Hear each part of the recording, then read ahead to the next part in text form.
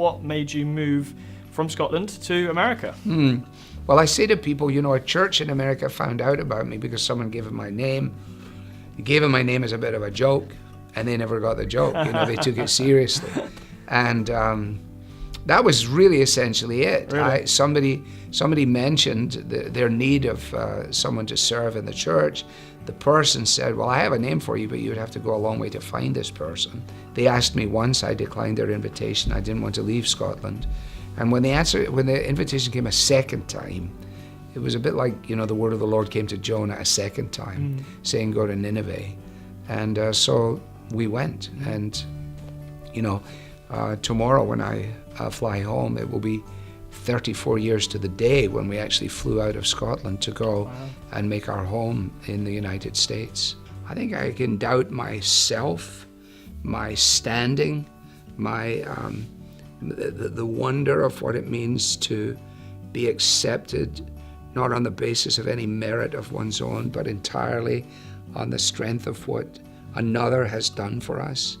I mean, even today I was in the cemetery where Spurgeon is buried, and we went into the catacombs, and I was in there by all of these coffins, old decrepit coffins. And I said to myself, do I really believe that, Jesus Christ, will return in power and great glory, and there will be just this amazing, transformative encounter? Answer, yes, I do. Is it a stretch? Yes, it is. And on what basis? On the basis of the Bible. I said to a friend years ago now, you would know who it is, but I said to him, why do I get invited to these Reformed conferences? Because I've never once in my life referred to myself in this terminology. He said, you don't have to. And what he meant by that was that apparently, as I've taught the Bible, the deduction from my instruction has been, well, this person is clearly Reformed in his emphasis.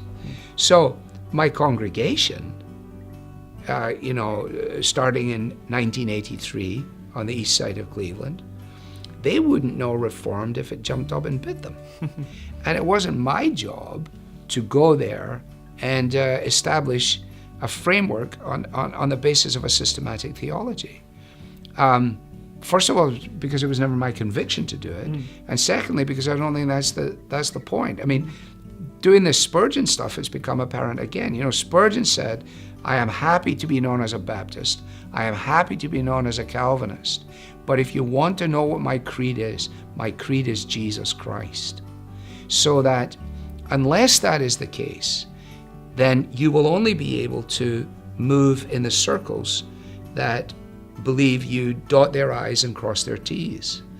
I'm on radio stations across America that are owned by the Calvary Chapel Network.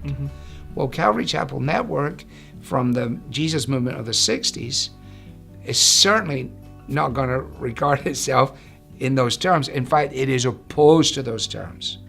So why is it that I'm on that network on 300 radio stations there? Well, I say to myself, is it because I'm an equivocator, that I speak out of both sides of my mouth?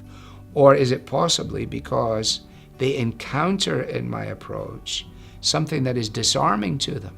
Because it doesn't smack of all these other things. And I hope it's the latter and not the former.